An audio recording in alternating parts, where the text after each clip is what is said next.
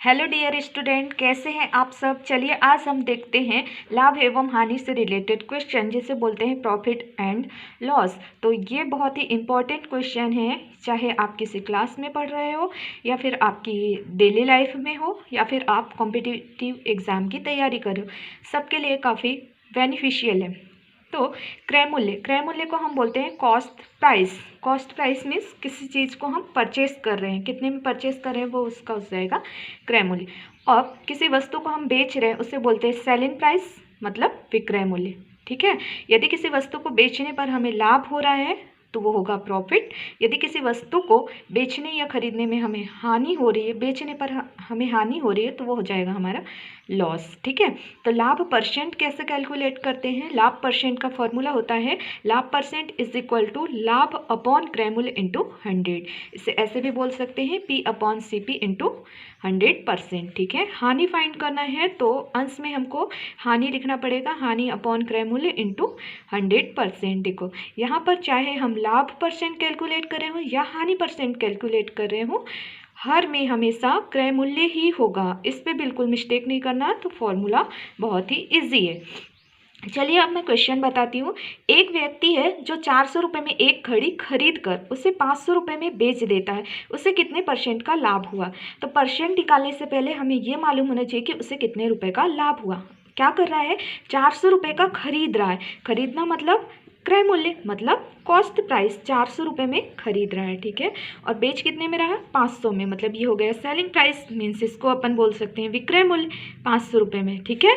तो इसको जो प्रॉफिट होगा, क्योंकि वो ज़्यादा में बेच रहा है कम में खरीद रहा है, मतलब उसको प्रॉफिट हो रहा है, तो प्रॉफिट बराबर क्या हो जाएगा, selling price minus cost price, मतलब विक्रय मूल्य माइनस क्रय मूल्य। विक्रय मूल्य कितना है 500 और क्रय मूल्य कितना है 400। हम घटा देंगे तो प्रॉफिट आ जाएगा। प्रॉफिट आ गया अपना 100। ठीक है। अब हमको क्वेश्चन ने फाइंड करने बोला है प्रतिशत लाभ ज्ञात करो, मतलब लाभ परसेंट फाइंड करना है। तो P percent is equal to लाभ मतलब P profit, CP cost price into क्या 100%। ठीक है। अब हम वैल्यू पुट करेंगे तो प्रॉफिट हुआ है यहाँ 100 रुपये का, एंड खरीदी कितने में थे, कॉस्ट प्राइस 400 रुपये थे, और इंटू क्या कर देंगे 100%। ठीक है। तो ये 2 0 से ये वाले 2 0 कैंसिल हो गए। अब क्या करना है 100/4% का साइन। ठीक है। डिवाइड कर लेंगे, 4 का भाग देंगे, 4 दूनी हो जाएगा 8, रिमेनिंग 2 है ना, और 4 पंचे क्या हो जाएगा 20। इस प्रकार से उससे 25% का लाभ हो जाएगा। आई होप ये क्वेश्चन आपको समझ आया होगा। क्वेश्चन काफ़ी इजी था। ठीक है। यदि इसी का उल्टा कर देती हूँ, चलो मैं क्वेश्चन इसी का उल्टा करती हूँ। यदि हानि परसेंट कैलकुलेट करना है तब क्या करना पड़ेगा। हानि परसेंट कैलकुलेट करने के लिए चलिए मैं बताती हूँ। हानि परसेंट, सपोज आप किसी वस्तु को जो खरीद रहे हैं, है ना, किसी वस्तु को आप 500 रुपये में खरीद रहे हैं, कॉस्ट प्राइस है 500। ठीक है। 500 रुपये में आप किसी वस्तु को खरीद रहे हैं। ठीक है। उससे बेच रहे हैं आप सेलिंग प्राइस से 400 रुपये, 400 रुपये में बेच रहे हैं। ठीक है। अब क्या होगी, जब कोई चीज़ को आप ज़्यादा रुपए में खरीदोगे, ज़्यादा में खरीदोगे और कम में बेचोगे तो आपको हानि तो होने ही वाली है, तो हानि हो जाएगी, है ना। तो लॉस कैसे निकाल लेंगे अपन, CP मतलब कॉस्ट प्राइस में से सेलिंग प्राइस माइनस कर सेम। ठीक है। तो कॉस्ट प्राइस कितना है 500, सेलिंग प्राइस कितना है 400। ये अब अपन माइनस करेंगे तो यहाँ पर हो जाएगा 100। ठीक है।